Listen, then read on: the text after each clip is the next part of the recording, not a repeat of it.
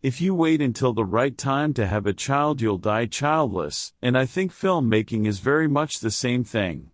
You just have to take the plunge and just start shooting something even if it's bad. Nature's imagination is so boundless compared to our own meager human imagination. People call me a perfectionist, but I'm not. I'm a rightist. I do something until it's right, and then I move on to the next thing. Curiosity is the most powerful thing you own. I'm a storyteller. That's what exploration really is all about. Going to places where others haven't been and returning to tell a story they haven't heard before. Hope is not a strategy. Luck is not a factor. Fear is not an option. There are many talented people who haven't fulfilled their dreams because they overthought it, or they were too cautious, and were unwilling to make the leap of faith. It took me a long time to realize that you have to have a bit of an inner language with actors. You have to give them something that they can act with. It'll be all of our efforts together. It won't ever be exactly the way I imagined it.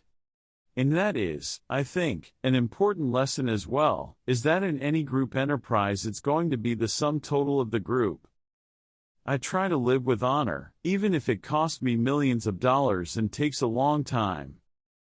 It's very unusual in Hollywood. Few people are trustworthy. A handshake means nothing to them.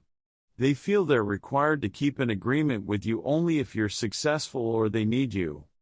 You have to not listen to the naysayers because there will be many and often they'll be much more qualified than you and cause you to sort of doubt yourself. I love short trips to New York. To me it is the finest 3-day town on earth. Imagination is a force that can actually manifest a reality. Don't put limitations on yourself. Others will do that for you.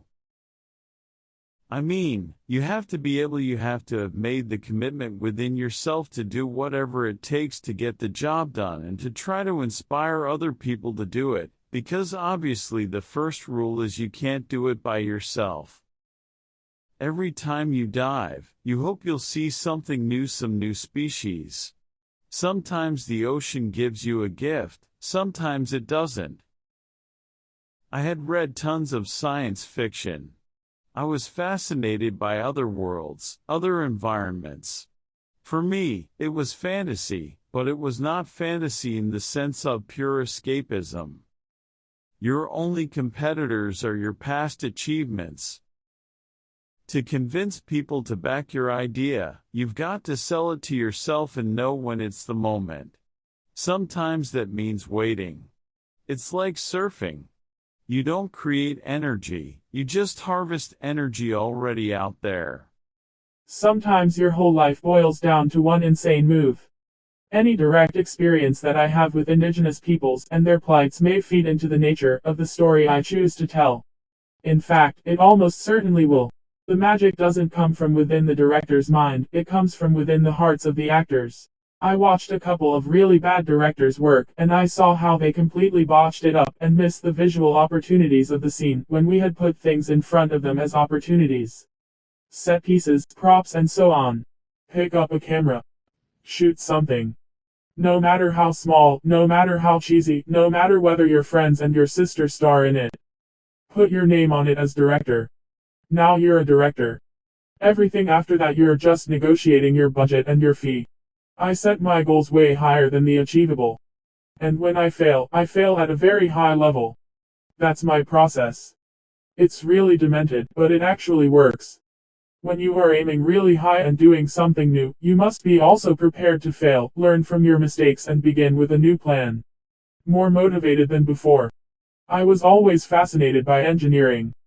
Maybe it was an attempt maybe to get my father's respect or interest, or maybe it was just a genetic love of technology, but I was always trying to build things. My mother was a housewife, but she was also an artist. My father was an electrical engineer.